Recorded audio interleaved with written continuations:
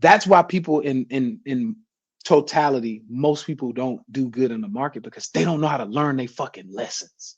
That's the issue. And so when you get smacked up, a lot of people keep doing. I'll give you a great example. I put in my book. I got a book. I don't have it around. It's on my mantle in there. But I made a book. It's called FU Money. Right. I wrote this book 3 years ago. And in FU Money, I talked about those life lessons we see play out now with our culture. For example, single mothers.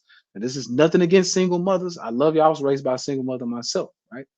But when I see single mothers who come to me, because I try to help a lot of single mothers, when they come to me and they say, Tay, I got 4 kids.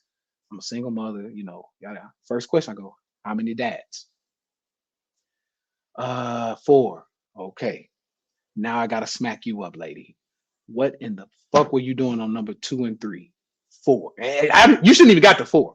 But what didn't you learn from number 1 that allowed you to get to 2, 3, and 4? Because if you're not figuring it out, you're gonna have 5, 6, and 7. Right? And so for me, yes, it's harsh, but I feel like our people we need a little, you know, kick in the ass. Message. Hey, like if you keep fucking up and the lesson in front of you, you're not learning it, then somebody gotta smack you and say, wake up, look at that lesson, right?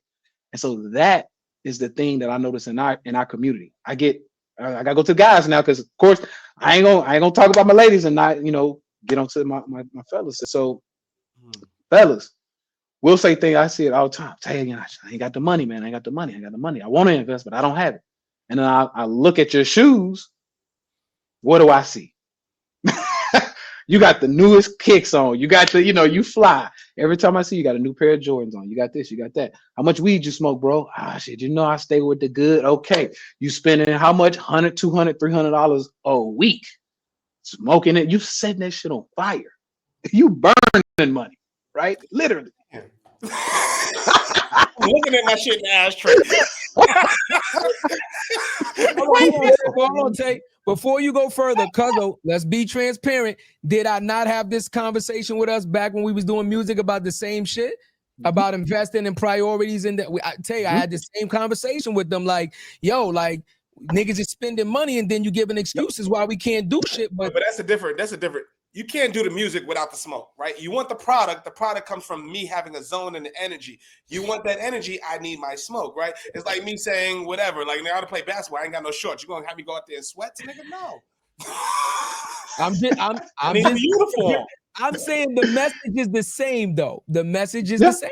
Different playground. Yeah. Different message is the same. I get both of the point of views. I'll say that I get both point of views for sure. What I would say to you, bro, you know, as far as, you know, I need to smoke. My first thing would be is, can we tie that smoke to somewhat? And it doesn't have to be a lot because when you're starting out in the rap game, you ain't gonna make much money.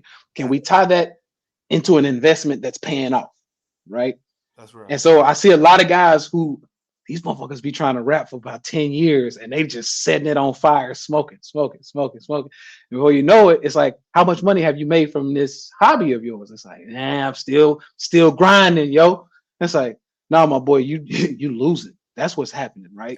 And so there's a time period where your investment, whether it's time, smoke, whatever it is, there's a time period where that shit got to pay off.